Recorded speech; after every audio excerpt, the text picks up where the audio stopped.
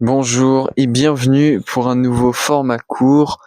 Aujourd'hui, on a un format court sur le sommeil et on va s'attarder sur l'un des 4 macros du sommeil. Vous le savez, vous allez la répéter avec moi parce que vous la connaissez.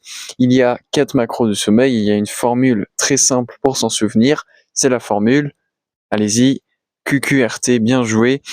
La formule QQRT et le premier Q, c'est celui qui nous intéresse aujourd'hui, c'est le Q de quantité, bien sûr.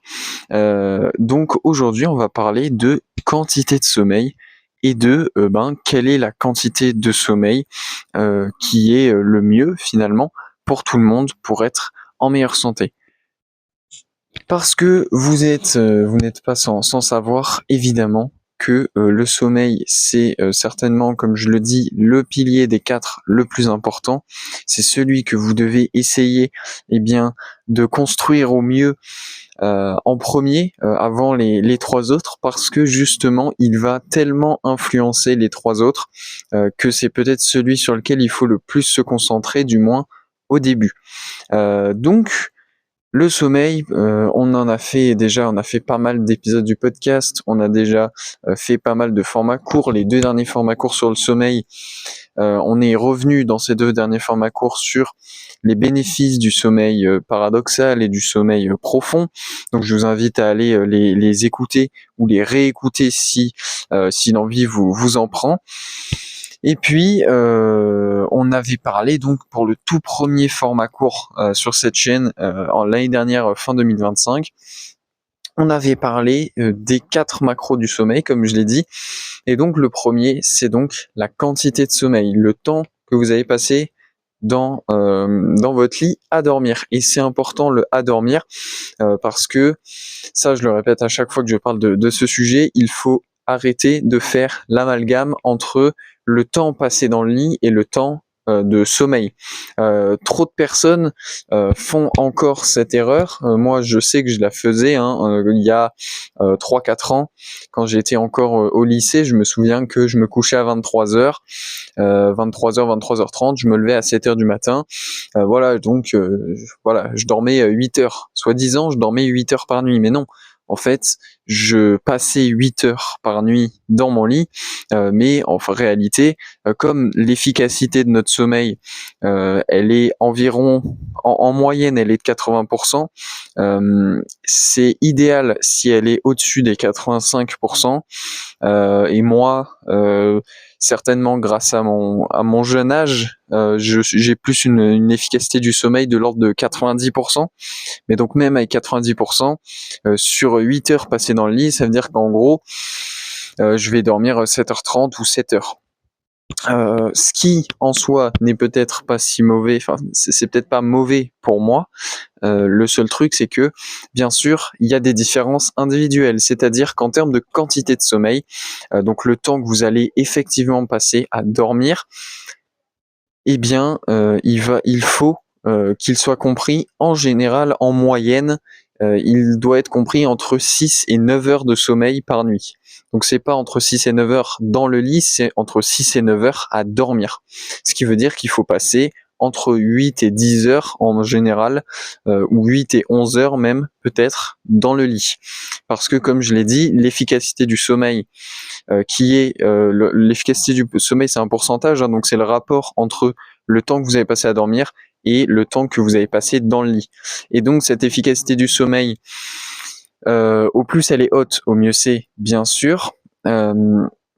Mais vous avez aussi besoin d'avoir une quantité suffisante de sommeil, donc il faut qu'elle soit comprise entre 6 et 9 heures. Et ce que je vous disais tout à l'heure, c'est que moi, avec mes 7 heures de sommeil, en fait, je me sentais fatigué. Ce qui veut dire que mon corps, en réalité, même si j'avais une efficacité du sommeil peut-être de l'ordre de 90%, mon corps, il avait besoin de plus de sommeil. Là, actuellement, en moyenne, je dors entre 7h50, entre 7h40 et 8h10 par nuit, on va dire.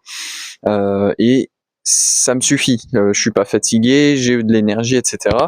Donc ça, c'est quand même hyper important d'avoir la bonne quantité de sommeil. Chacun va s'en sortir avec une certaine quantité. C'est à vous de tester. Si vous vous en sortez très bien avec 6h30 de sommeil, encore une fois, si vous en sortez bien avec 6h30 de sommeil par nuit, c'est super. S'il vous faut 10 heures de sommeil par nuit, il faut adapter son mode de vie pour que vous puissiez satisfaire vos besoins corporels tout simplement, parce que le fait de dormir suffisamment va certainement faire que vous allez avoir une meilleure qualité aussi de sommeil, et donc vous aurez tous les bénéfices qui vont avec, vous aurez plus d'énergie, plus de motivation, moins envie de manger n'importe quoi, vous aurez une meilleure santé mentale, etc. Bref, vous serez en meilleure santé globalement, vous vous sentirez mieux globalement et vous aurez envie du coup d'agir pour votre santé et pour donner de l'amour aussi à tout le monde, et faire du bien au monde autour de vous. Donc c'est ça qui est important aussi.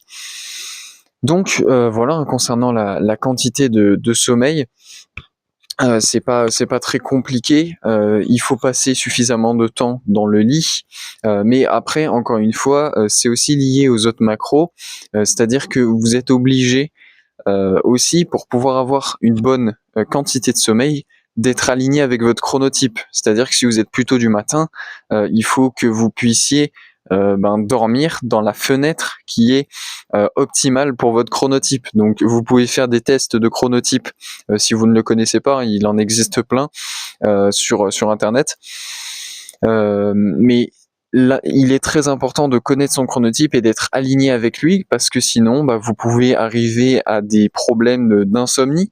Mais en fait, c'est pas une vraie insomnie, c'est juste que vous forcez votre corps à essayer de dormir à des moments où il n'a pas envie. C'est-à-dire que quelqu'un qui est du soir, une personne qui a un chronotype du soir, voire du soir extrême, et qui essaie de se coucher vers 21h, évidemment qu'elle n'aura pas sommeil et qu'elle va peut-être mettre 2 heures, 3 heures à s'endormir.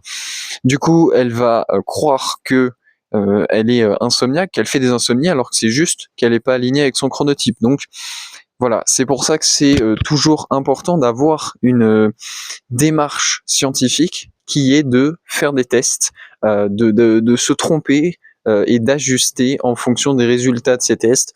Voilà, vous essayez, si vous connaissez pas du tout votre chronotype, vous faites un test, voilà, vous vous couchez à une certaine heure pendant 2-3 semaines, vous voyez est-ce que vous avez une latence de sommeil énorme ou pas, ou est-ce qu'au contraire vous vous endormez beaucoup trop vite parce que vous êtes trop fatigué, etc. Et au fur et à mesure vous ajustez au fur et à mesure du temps en fonction des besoins de votre corps et de ce que vous dit votre corps.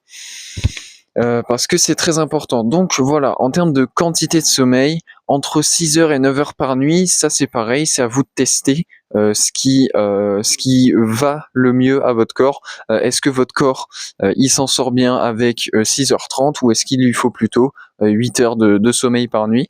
C'est à vous de voir, c'est à vous de faire des tests aussi.